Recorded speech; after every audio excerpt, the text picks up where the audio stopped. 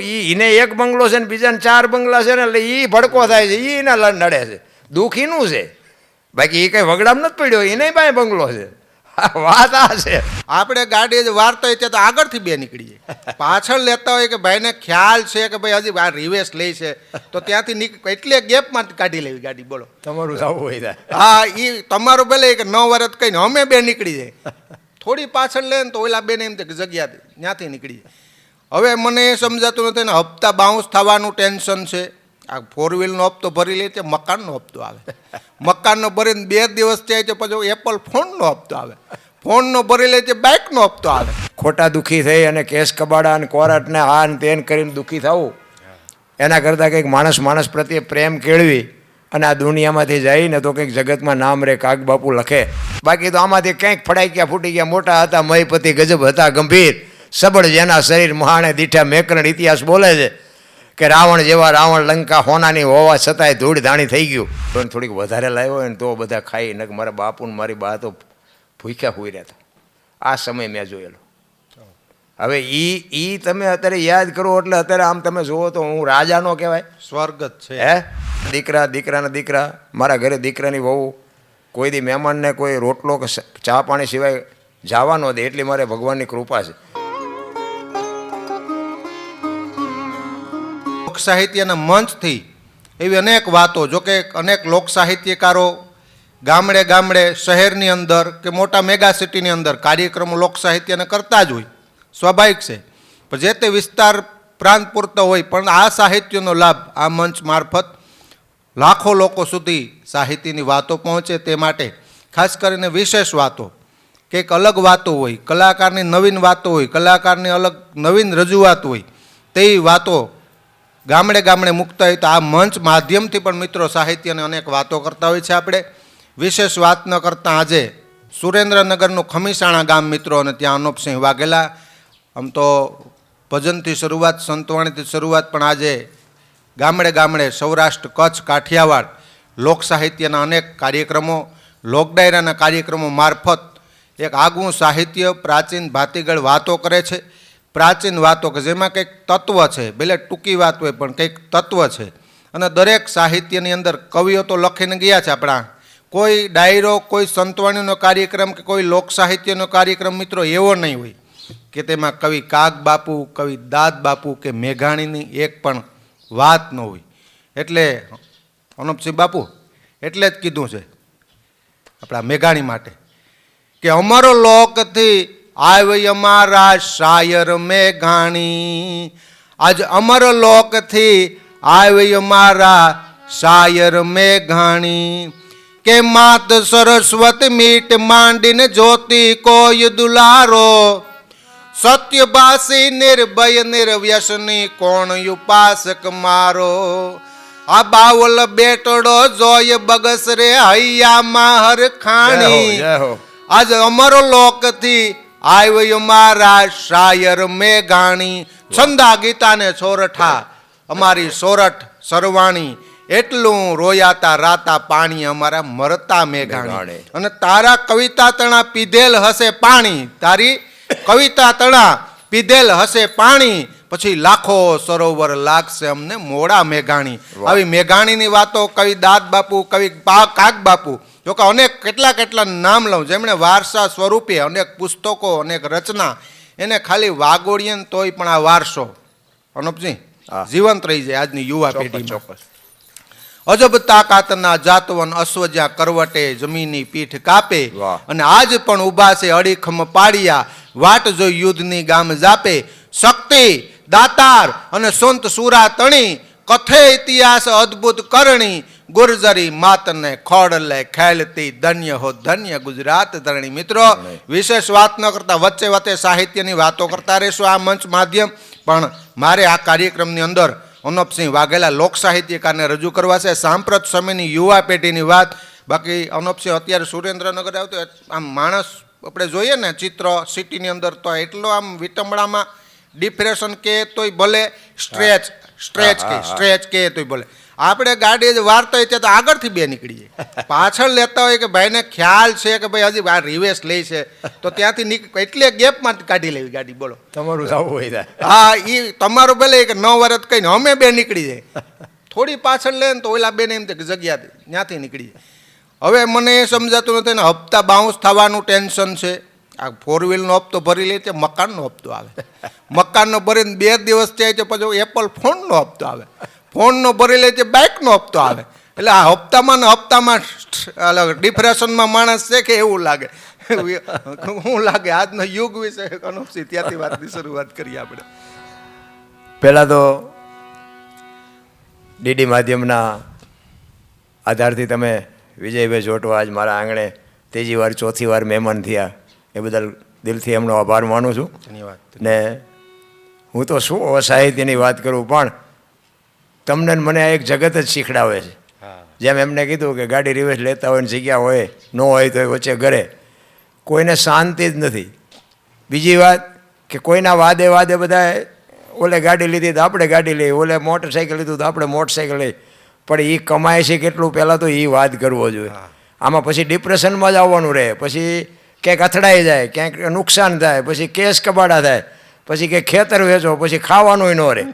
કહેવાનો મિનિંગ કે જીવન જીવવા જેવું છે ખરું, પણ કંઈક સમજીને જીવે ને તો જીવવાની મજા આવે એવું છે. એટલે કે મને તો એમ થાય કે એવો સમય આવ્યો છે ભાઈ કે હવામાં ઉડે એવો સમય છે. સતયુગ કરતાં મને તો આ સતયુગને આપણે જોયો નથી પણ સાંભળ્યો છે, પણ સતયુગ કરતાં મને એમ થાય કે સારું અત્યારે શું ઘટે છે માણસમાં. પણ ડિપ્રેશન કોઈને આમ સામું જોવા જેવું નથી, સામું કોઈને બોલાવવા જેવા નથી. તમે જુઓ તો ક્રોધમાં જ ફરતા હોય છે. એટલે મારો તો એક જ હિસાબ છે કે ભાઈ શાંતિ રાખો, માણસ સાથે પ્રેમ રાખો, એકબીજાને કંઈક ઉપયોગી થાવ. બાકી તો બીજું કાંઈ આમાં છે નહીં.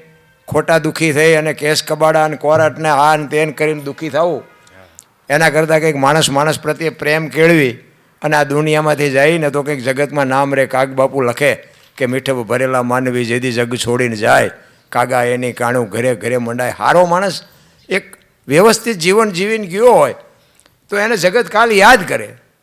હવે આ એક તમને કહું માણસ જેવો અવતાર મળ્યો હોય અને આપણે હાવ ફોગડ જિંદગી કાઢી નાખીને કાયમ જિંદગીમાં નડ્યા હોય, એનો કોઈ મતલબ નથી. બાકી તો જીવનમાં જાનવરો પૂજાય છે. જો જે જાનવરો કંઈ સારા કામ કર્યા છે જાનવરો પૂજાય છે. સત્તાધારમાં પાડો પૂજાય છે, અડદીના ઘાટ ઉપર રાણા પ્રતાપનો ઘોડો પૂજાય છે, દાદા મેકરણના કચ્છમાં કૂતરો ને ગધેડો પૂજાય છે. હવે આપણે તો માણસી પૂજાય નહીં તો કંઈ નહીં, પણ આપણે ગયા પછી આરા 5 જણા હરખી તો રોવા તો જોઈએ ને, જીવા તો એને કહેવાય. બાકી તો શું હવે આમાં કાંઈ છે જ નહીં, કારણ કે કુદરતી પ્રકૃતિનો નિયમ છે. ઈશ્વર મોકલે છે ને ઈશ્વર લઈ લે છે. પછી વ્યવસ્થા કાંઈ છે નહીં લાવવાની કે લઈ જવાની. તોય તમે હું બધા માયા હાટું આને મારી ના લઈ લઉં, આને તોડી ના લઈ લઉં, એટલે પણ કાંઈ વ્યવસ્થા નથી તો આ લઈ જઈને મૂકવાનું ક્યાં? એટલે આ વાત બધી સમજાય એવું નથી. આને મહાપુરુષો બોલીને ગયા છે કે આગળ સમય એવો આવશે પાખંડ પૂજા છે, આ ધરતી ઉપર હેમર હાલશે, હુનાનગર મોજા લક્ષ્મી લૂંટાશે, લોકો તણી નહીં થાય રાડ ફરિયાદ. હજારો વાતો કરી. દેવાયત પંડિત બોલ્યા, દાદા મેકરણ બોલ્યા, ગંગા સતી પાનબાઈ બોલ્યા, સહદેવ જોશી બોલ્યા, બધા મહાપુરુષો બોલીને ગયા છે. એટલે આ બધું અત્યારે જે બને છે એ ખોટું છે એવું ન કહેવાય, કારણ કે એ મહાપુરુષોને અંદાજ અનુમાન હતો જ. પણ આમાં તમે કંઈક ભજનના માધ્યમથી, કોઈ સાહિત્યના માધ્યમથી, કોઈ સંત સાધુના માધ્યમથી જીવન જીવી અને વચ્ચેથી કંઈક એવા રસ્તેથી તમે જીવો તો જિંદગીમાં કંઈક તમારી નામના રહી જાય. બાકી વાતમાં બીજું કાંઈ છે નહીં. બાકી તો મરી જવાનું છે, વાત પાકી છે. બીજી વાત કે મને તો એમ થાય છે કે હારી જિંદગી કાલ ખૂટી રહી છે. જે સમય મળ્યો છે એક ઘડી આધી મેં પુનિયા, 24 કલાકમાં હરિનું સ્મરણ જે થાય, હરિ મેઘ તમે કોઈએ ભાળ્યો નથી, પણ છતાંય એક તમારા મારા શ્વાસ હાલે છે, આપણે સૂઈ જઈએ છીએ ને હાલે છે, તો આપણને એટલો તો અંદાજ હોવો જોઈએ કોણ હાંકે છે. આવી જ્યારે આપણને જ્યારે અંદરથી આ મીરાબાઈએ કીધું કે આત્માને ઓળખ્યા વિના લખ 84 નહીં મળે, તમારા બ્રાહ્મણા ભાંગ્યા વિના ભવના ફેરા. ભવની જે વાત હોય ને કર્મની જે વાત હોય, પણ ઈશ્વર જો ન હોય તો બાપુ આ પ્રકૃતિ તમે હું કંઈ બનાવી ન હોય કે આમાંથી હું તમે કંઈ વધુ ન કરી શકીએ કે આમાંથી હું તમે કંઈ ઓછું ન કરી શકીએ. આ ઝાડ પાન વનસ્પતિ નદી નાળા, આ આકાશ પાતાળ સૂર્ય ચંદ્ર ધરતી આકાશ, આ બધું છે ને ઈશ્વરી રચના છે. આ કોઈ એમ ન કે આ એમને બનાવ્યું છે, ભલે કરોડપતિના દીકરા દુનિયામાં જન્મા હોય, આ ઈશ્વરી પ્રકૃતિ છે. એને તમે માનો કે ઈશ્વર છે તો છે, નથી તો નથી. બસ આ દુનિયા છે. તમને ને મને આમાં મોકો મળ્યો છે જીવવા જેવો. જો જીવતા આવડે તો જીવી જાઓ, બાકી તો આમાંથી કંઈક ફડાઈ ગયા, ફૂટી ગયા. મોટા હતા મહીપતિ, ગજબ હતા ગંભીર, સબળ જેના શરીર મહાણે દીઠા મેકરણ. ઇતિહાસ બોલે છે કે રાવણ જેવા રાવણ લંકા હોનાની હોવા છતાંય ધૂળ ધાણી થઈ ગયું. હરણા કંસ જેવા બાપુ કેવા ઈશ્વરને બાપુ ઝુકાવી દે એવા તપોબળવાળા, છતાં એ હતા નહોતા થઈ ગયા. કંસ જેવા કંસ તમે જુઓ તો હતા નહોતા થઈ ગયા. એટલે આમાં વાતમાં કાંઈ છે નહીં. એવા મહારથી મહાપુરુષોને આ દુનિયા છોડવી પડી તો આપણે શું ઓકાત હતી એમ. પછી આમાં અમુક રાશિઓ જોવે કે આ રાશિમાં મારી રાશિમાં શું લખ્યું છે, મારી રાશિમાં હું.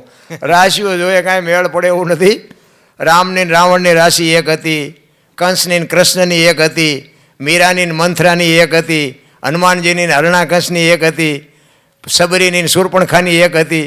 આમાં રાશિઓ જોઈએ મેળ પડે એવું નથી. અંદરથી બાપુ ચિત્તની શાંતિ, મનની પ્રશંસા, દિલની દાતારી, ગુમડાની રૂજ અને ટાઢિયા તાવની ટાઢ, આટલું અંદરથી આવે કે મારે શું કરવું છે, મારું કુળ કયું, મારું ખાનદાન કયું, મારા મા બાપ કોણ, મારું નામ કેવડું. મારું નામ પૂછીને કોઈ મારા ઘરે આવે, મારા ઘરના સભ્યો 2 જણાને જો રોટલો ખવડાવે કે મારા ઘરના સભ્યો કોઈને ચા પાય તો સમજી લેજો કે જીવી ગયા. નકર બાકી કોઈ મતલબ નથી. કરોડો રૂપિયાની સંપત્તિ મૂકી અને તમારે મારે આ દુનિયા એક દી છોડવાની છે. તમારી મારી હારે જે ઈશ્વર ભજન છે એ જ તમારી મારી ભેગું આવવાનું છે. કોકને કાંઈક આંતરડી ઠારી છું એ તમારી મારી ભેગું આવવાનું છે. બાકી વાતમાં કાંઈ છે નહીં. ખરેખર વિજયભાઈ આજ મારા આંગણે પધારે મને ખૂબ આનંદ થયો, બહુ મજા આવી. નકર મારી તો તબિયત હમણાં 2-4 દિવસથી નરમ હતી. પણ આ માધ્યમ મળ્યું છે ને અનુપસિંહ, અમુક વ્યક્તિને નિજાનંદ કંઈક નવું મળતું હોય, લોકોની ચાહ ના હોય, કોઈ પ્રશંસાની વાત નથી. કારણ કે આમ પત્રકારની વ્યાખ્યા અમે આવીએ, અમે આમ કલાકાર ગાંધર્વો, અમે નારદ, મૂળ નારદ. પણ લોકોનો રિસ્પોન્સ, યુવા પેઢી બાકી અત્યારે એટલી ઉંમરના કોણ સાંભળવા, ત્યારે કોની પાસે સમય છે? સોશિયલ મીડિયાનું યુગ, પેલું ઇન્સ્ટાગ્રામ તો ગોપાલગ્રામ કોઈને 8 આની વાયસર જેવું આવે, કોઈને ટાઈમ નથી. પણ આમ જો તો જો બપોરના બરોબર આમ તો 11-12 વાગ્યાનો સમય છે, ડાયરાનો માહોલ નથી સાંજે. પણ અત્યારે એવું તો એક ડાયરો જ, નિજાનંદ નથી લાગતો આ કુદરત. નિજાનંદ બસ પાછળ બેકગ્રાઉન્ડમાં ડાયરા જેવો જ માહોલ જો, ગાયો છે, ભેંસો છે, આ માહોલ બની જાય. બનાવવો નથી પડતો, બની જાય લોકોની ચાહના. અને દેશી જીવનને મારે થોડુંક સિટીનું જોઈએ. આપણે સિટીનું જીવન હોય, ગામડાનું જીવન, એમાંય ફરક હોય. અત્યારે આ જ સમયે આપણે ક્યાંક શહેરમાં બેઠા હોય તો આ આનંદનો જો બેકગ્રાઉન્ડમાં શાંત પ્રકૃતિ છે, પ્રકૃતિ મદદ કરે છે. આપણે પક્ષીઓનો અવાજ આવે છે, જુઓ સામે વૃક્ષો, કેનાલ પણ, કેનાલ છે, એટલે પ્રકૃતિનું એક થોડોક સમજીએ ડિફરન્સ, આમ સમજવા માટે. બંને જીવનમાં કંઈક ફરક તો છે. શહેરમાં આપણે જોતા હોય તો આપણે નીકળીએ જ બિચારાને ખ્યાલ નથી હોતો આ વિજયભાઈ છે, અરે અનુપસિંહ વાઘેલા છે, નીકળે મને એવું લાગ્યું તો ખોરું. ગામડામાં તો આમ દૂર થાય તો નાથા કાનાનો દીકરો આયલો આવે, કંઈક મૂંઝવણમાં લાગે. આ બે ફરક છે, આટલો ફરક છે, એ સમજવો થોડોક. બે ગ્રામ્ય જીવન ને શહેર જીવનની થોડી વાત કરું. બે ગ્રામ્ય જીવન ને શહેર જીવનમાં તો ઘણો બધો ફરક છે. જોકે હું શહેરનો વિરોધી નથી, ગામનો વિરોધી નથી, પણ ગામની જે મમતા, ગામડાનો જે પ્રેમ, ગામડાનો જે ભાવ છે ને એ સિટીમાં નથી. એ વિજયભાઈ આપના દ્વારા તમને દાખલો આપું. તમે ઓલી વખતે મારે અહીંયા આવ્યા તે દિવસે કુદરતી રીતે ગાડી તમારી નવી જ હતી અને કુદરતી રીતે તમે જવા ટાણે ગાડીને સેલ્ફ નહોતો લાગ્યો અને પછી કે થોડોક ધક્કો મારો જોઈએ. અમારા જુવાનિયા બધા એકદમ 7-8 ભેગા થઈ ગયા અને મેં કીધું સાહેબને ગાડી નથી, મેં ચાલુ થતી થોડીક ધક્કો મારી દો. અને ધક્કો મારીને ગાડી ચાલુ કરી અને તમે જ બોલેલા કે આટલો ગામડાનો ફરક. શહેરમાં જો ધક્કો મારવો હોય ને તો કે 2-4 ને ઊભા રાખો ને તો 2 વ્યા જાય, 2 ને ઊભા.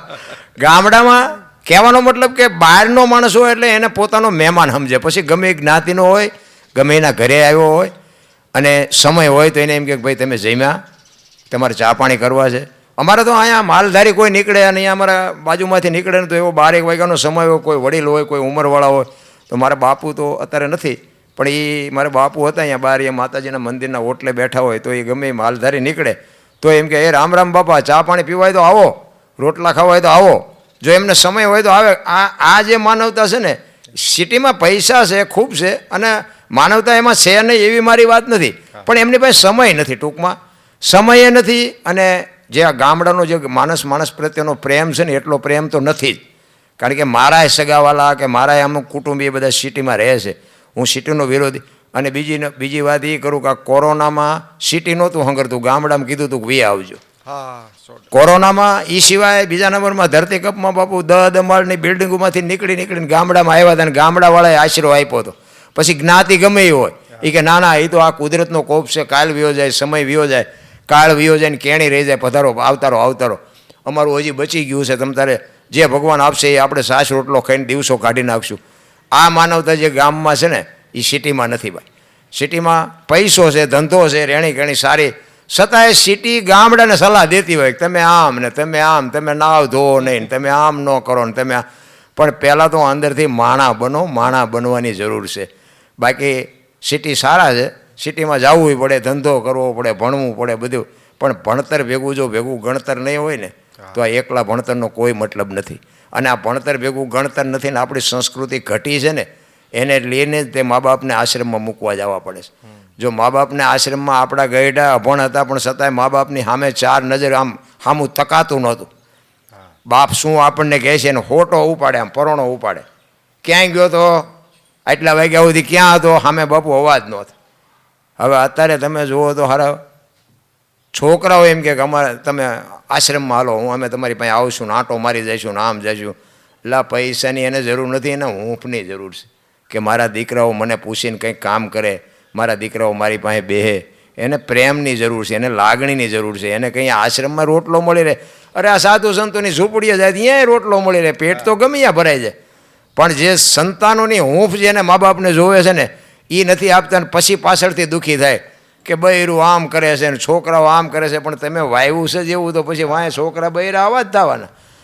પહેલાં તો તમે આ દુનિયામાં, હું તો આપણે એવું જાહેરમાં બોલાય નહીં ને કે હું તો એમ કહું કે ઈશ્વર જેવા કોઈ બીજા ભગવાન કે માતાજી ને પિતાજી બધું કાંઈ છે. તમે તમારા મા બાપ છે તો તમે છો, હું મારા મા બાપ છે તો હું છું.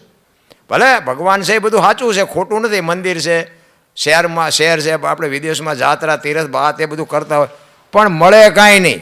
મળે મા બાપના આશીર્વાદથી જ, બાકી કાંઈ મળે નહીં. કોઈને વાત હોય ને તો હું મારા મગજમાં નથી ઉતરતી, બીજાને ઉતરતી હોય તો આપણે કોઈને શીખડાવવું નથી.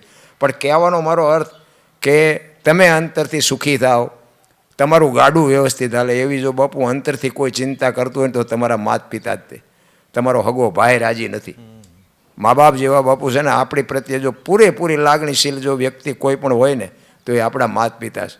માતા પિતાને સાચવો. હું તો ગમે ત્યાં પ્રોગ્રામમાં જાઉં હું એક જ વાત કરું, ભાઈ મા બાપને સાચવો, વ્યસનથી થોડાક આઘાર્યો અને કુટુંબ પરિવારમાં એકતા રાખો. બાકી તો ઠીક છે, બધું જીવન જીવવા જેવું છે. જીવતા આવડે તો મને એમ થાય આ તમે છેક વેરાવળથી અહીં મારા ઘરે વગર આમંત્રણે આવો, આ જીવવા જેવું નથી. હવે મને એમ થાય કે સારું આ હોનાની હાકળે બાંધીને આપણે કહીએ કે હાલો મારા ઘરે, તો આ અમે આટલી ઉંમર થઈ છે કેમ અત્યાર સુધી કોઈનો આવ્યો. કહેવાનો મિનિંગ કે હું કંઈક માર્ગે હશું તો જ આવા માણસો મને ગોતતા હોય, આવે બધા આવે અને હું રાજી થઉં. અમારા તો મોટા બાપુ એવું કહેતા કે ભાઈ તમારા ઘરે મહેમાન જેથી ઓછા થાય તેથી સમજી લેજો કે તમારો દી મોળો ઉગવાનો હોય તો જ મહેમાન ઘટે. ખવરાય પીવરાય મારા દીકરાના દીકરા, મારા ઘરે દીકરાની વહુ, કોઈ દી મહેમાનને કોઈ રોટલો કે ચા પાણી સિવાય જવા ન દે, એટલી મારે ભગવાનની કૃપા છે. અને બસ મને તો એમ કહું હું મારા ઘર પરિવાર પૂરતું વ્યવસ્થિત રાખજે, બીજાને તો હું સુધારી શકું ન સુધારી શકું એવું કોઈ મારી ઓકાતે નથી. પણ જોકે ઘણા બધાના ફોન આવે કે બાબુ તમારા વિડીયોથી મારા દીકરા અમને નહોતા સાચવતા પણ તમારા વિડીયો સાંભળીને મારા દીકરા અમને થોડુંક સાચવે, દીકરાની બહુ સાચવે છે, તમારું ભગવાન સારું કરશે. ના ના માં એવું ન હોય, ભગવાન તો એ મેં દીધું બધું ભગવાન જ કરતો હોય. થોડુંક દુઃખી કર્યા હોય તો મેં ભગવાન થોડીક એને સદબુદ્ધિ આપી, સારું કહેવાય. હવે આવું બધું જ્યારે થાય ને ત્યારે આપણને આપણું હૈયું ટાઢું થઈ જાય કે વાહ પ્રભુ વાહ, તું કંઈક આવી મારી સાચી વાતને કંઈક બે જણાને અસર કરીને તો મને એમ થાય કે હું શીખ્યો એ પ્રમાણ છે. હા પ્રમાણ છે. બાકી તો આ જાણતું કોણ નથી. રામ વનમાં ગયા હતા અને સીતાજીને રાવણ લઈ ગયો, કોને નથી ખબર. કૃષ્ણએ આમ કર્યું, રામાપીરે આમ કર્યું, કોને નથી ખબર. તમારે અત્યારે શું કરવાનું છે એ મુદ્દો છે. રામે કર્યું, રામને રામકથા એવું બધે વંચાય છે તો રામ તો બરાબર છે કે રામે બાપનું આમ કીધું કર્યું ને વેચન પાડ્યું ને ફલાણું ઢોકળું, પણ તમે તમારા બાપનું કીધું કરો છો. રામાયણ તો તમે બેહાડો ખર્ચો કરો બધું બરોબર છે, પણ હવે રામ ને દશરથ મહારાજ જેવો જે બાપ દીકરાનો નાતો હતો એવો નાતો તમારે છે? માં ભગવતી સીતાજી અને માં કૌશલ્યા અને હાઉ વહુનો નાતો હતો એવો તમારે ઘરે નાતો છે હાઉ વહુનો? આ જ્યારે આપણા ઘરમાં ઉગે ત્યારે સમજી લેવાનું કે રામાયણ તમે કરી, રામકથા કરી. બાકી તો સાંભળીને તમે અહીંયા પૈસા દો ને અનાજ આપો ને કપડાં આપો ને ઘરે તો પાછા એ નહીં. તો આમાં ફાયદો તો બાપુ કથાવાળાને, કલાકારોને, મંડપવાળાને, સાઉન્ડવાળાને. તમારે હું તો એ કહેવા માગું છું કે ભલે આપો, દાન આપો છે, ખોટા છે એવી મારી વાત નથી, પણ તમે ઘરે માન બાપ એમ કહે કે બેટા તું ગામમાં જતો હોય તો મારા હાટું શીકણી લેતો હોય છે, જો તમને 10 રૂપિયાની શીકણી લાવવાનો ઝાટકો વાગે અને ઓલા પણ બાપુ એમ કે ભાઈ આ રામના લગ્ન થાય છે, આમાં હું લખાવો છો કે આમાં 50,000 મારા લખો, તો આ કેટલું વ્યાજબી કેટલું લાગે છે? બસ આપણને દુઃખ એ વાતનું, તમે આપો છો ખોટા છે એવી વાત નથી, પણ જ્યાં જરૂર છે ત્યાં કેમ તમને 10ની નોટની નથી ખબર પડતી? દુઃખી ત્યાં છે આપણે, બાકી નકર બધું બરોબર જ છે. એ બધાની રોજીરોટી, એક કથા હોય તો એમાં ઘણા બધાની રોજીરોટી હાલતી હોય છે, એમાં હું કોઈ વિરોધી નથી. એમાં સાઉન્ડવાળો હોય તો એનું હાલે, મંડપવાળો હોય તો એનું હાલે, સ્ટુડિયોવાળો હોય તો એનું હાલે, રસોઈઓ હોય તો એનું હાલે, કથા વાંચતા હોય તો એનું હાલે, સાજિંદા હોય તો એનું હાલે, બધાનું ચાલે, એમાં કોઈ મારો વિરોધ નથી. પણ જ્યાં તમારું મેન મૂળ થડ છે ત્યાં તમને ઝાટકો વાગે છે ને ત્યાં તમે થાપ ખાઈ જાઓ. મારો ફરક પડવો જોઈએ પબ્લિકમાં ફરક પડવો જોઈએ. શમશાન યાત્રામાં જતા ને, શમશાન યાત્રામાં કોઈ સારી વ્યક્તિ મૃત્યુ પામે, ઓફ થઈ જતી હોય, ધનાઢ્ય હોય, હા, ત્યારે શમશાન યાત્રામાં હોય ને પોઝિટિવિટી હોય, કંઈ લઈને નથી જવાનું. હા, કેટલા રૂપિયા એટલી સંપત્તિ, કામની શું, કંઈ લઈને નથી જવાનું. ત્યારે તો એવા વિચારો હોય કે હવે ક્યારેય ખોટું નથી કરવું, દુઃખ લાગે એવું બોલવું જ નથી. વૈરાગ્ય એટલો દ્રઢ બની ગયો એનો કે હવે આ ભગવાનનો માણસ સામે ભડકો બળતો. હા, ઘરે આવીને નાહી લઈને ત્યાં દુકાનવાળા માંથી માથાકૂટ શરૂ થાય. કથામાં એવું હોય, વૈરાગ્ય હોય, 3 કલાકનો જે માહોલ હોય કથાનો, ત્યારે એમ કે હવે કોઈ દિવસ મારે સાસુમા સાથે માથાકૂટ કરવી જ નથી, દેરાણી સાથે ક્યારેય ઝઘડો નથી કરવું, બધું કામ વહેલું ઉઠીને કરી લઉં. મંડપમાંથી બહાર નીકળે ને વિચારો ફરી જાય છે.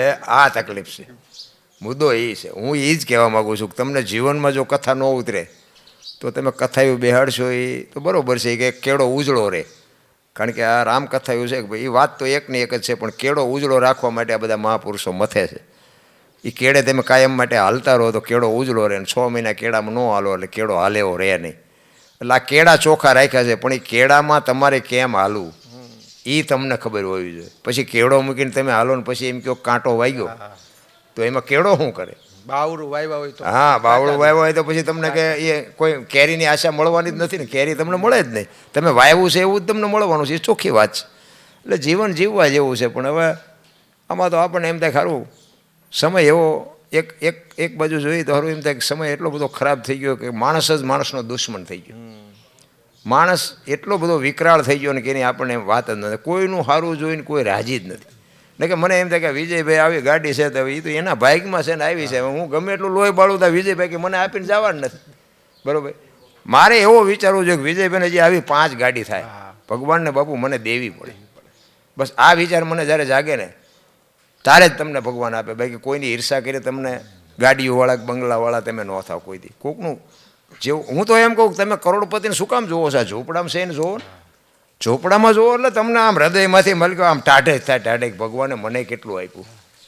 આ પંખો નથી, લાઇટ નથી, ફ્રીજ નથી, આવો તાપ, ખાલી કાગળના સાપરા કરીને રહે છે.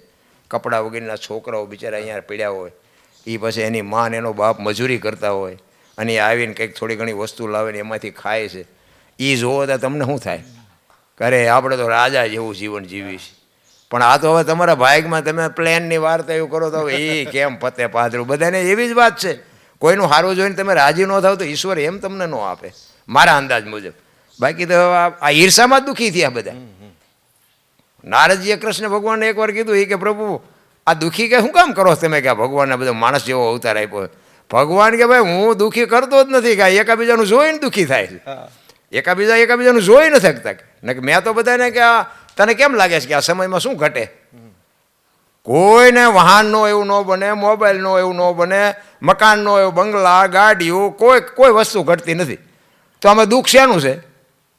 નારદજી કે વાત થાય છે તો એ કે બીજાનું એને એક બંગલો છે ને બીજાને 4 બંગલા છે ને એટલે એ ભડકો થાય છે એ એના નડે છે દુઃખીનું છે બાકી એ કંઈ વગડામ નથી પડ્યો એને પાસે બંગલો છે વાત આ છે બીજાનું જોઈ નથી એકતા એટલે તકલીફ એટલે જો બીજાને જોઈ અને આનંદ થતો હોય ને તો ભગવાન તમને આપે 100% આપે ન આપે એવું નથી. આપણા ગઈઢા પાસે શું હતું ને અત્યારે આ મારા બાપુ અમે દેશી નળિયાના મકાનમાં રહેતા હતા.